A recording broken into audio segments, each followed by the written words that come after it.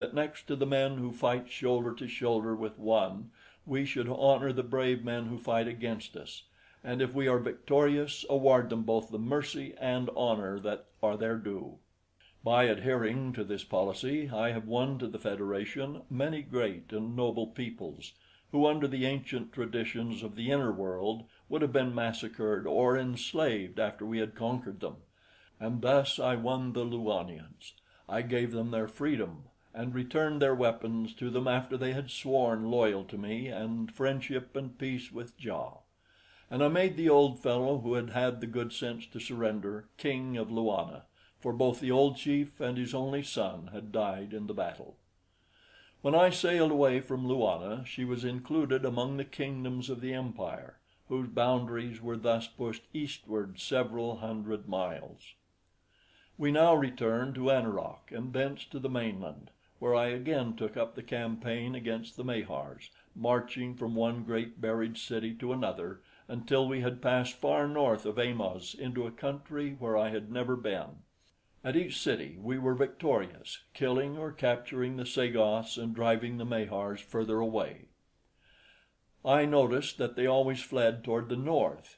The Sagoth prisoners we usually found quite ready to transfer their allegiance to us, for they are little more than brutes, and when they found that we could fill their stomachs and give them plenty of fighting, they were nothing loath to march with us against the next Mahar city and battle with men of their own race.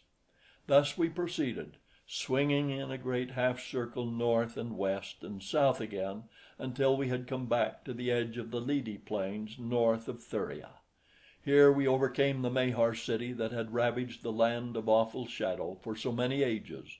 When we marched on to Thuria, Gork and his people went mad with joy at the tidings we brought them.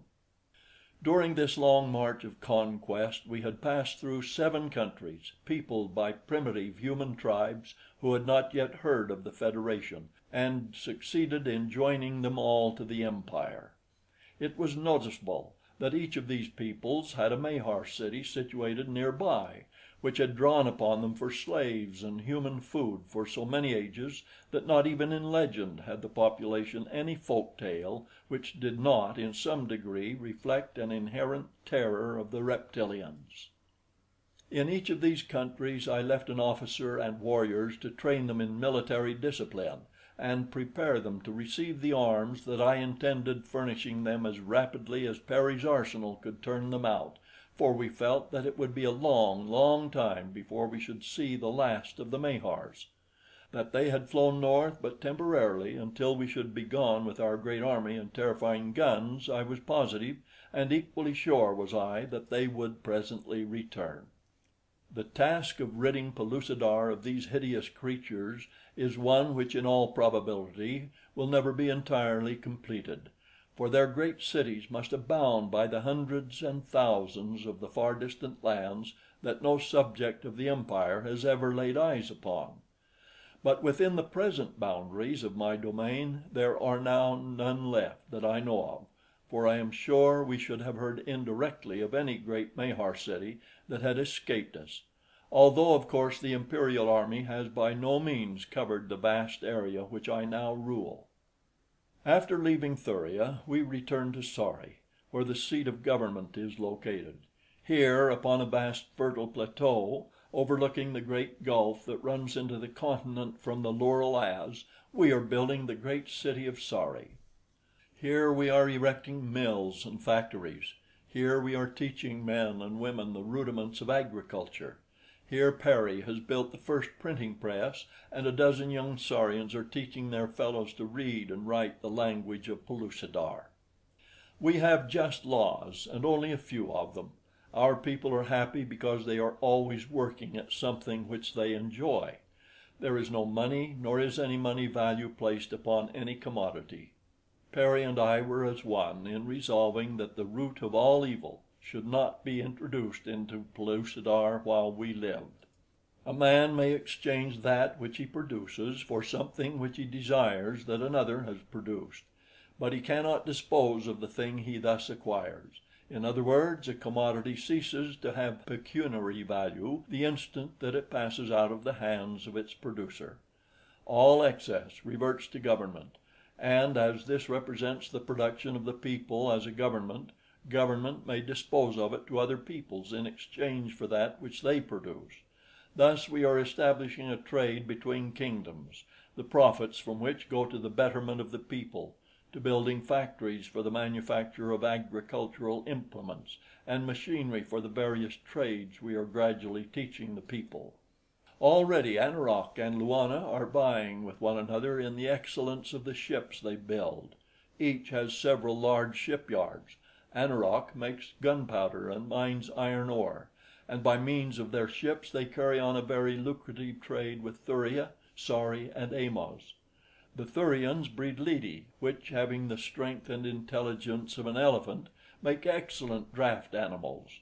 Around Sari and Amoz the men are domesticating the great striped antelope, the meat of which is most delicious. I am sure that it will not be long before they will have them broken to harness and saddle. The horses of Pellucidar are far too diminutive for such uses, some species of them being little larger than fox terriers. Diane and I live in a great palace overlooking the gulf. There is no glass in our windows, for we have no windows, the walls rising but a few feet above the floor line, the rest of the space being open to the ceilings, but we have a roof to shade us from the perpetual noonday sun. Perry and I decided to set a style in architecture that would not curse future generations with the white plague, so we have plenty of ventilation. Those of the people who prefer still inhabit their caves, but many are building houses similar to ours. At Greenwich we have located a town and an observatory, though there is nothing to observe but the stationary sun directly overhead. Upon the edge of the land of awful shadow is another observatory from which the time is flashed by wireless to every corner of the empire 24 times a day. In addition to the wireless, we have a small telephone system in Sari. Everything is yet in the early stages of development, but with the science of the outer world 20th century to draw upon, we are making rapid progress, and with all the faults and errors of the outer world to guide us clear of dangers, I think that it will not be long before Pellucidar will become as nearly a utopia as one may expect to find this side of heaven. Perry is away just now, laying out a railway line from Sari to Amoz. There are immense anthracite coal fields at the head of the gulf not far from Sari, and the railway will tap these. Some of his students are working on a locomotive now. It will be a strange sight to see an iron horse puffing through the primeval jungles of the Stone Age, while cave bears, saber-toothed tigers, mastodons, and the countless other terrible creatures of the past look on from their tangled lairs in wide-eyed astonishment. We are very happy, Diane and I would not return to the outer world for all the riches of all its princes. I am content here. Even without my imperial powers and honors, I should be content. For have I not that greatest of all treasures, the love of a good woman, my wondrous empress, Diane the Beautiful? End of chapter 15. End of Pellucidar by Edgar Rice Burroughs.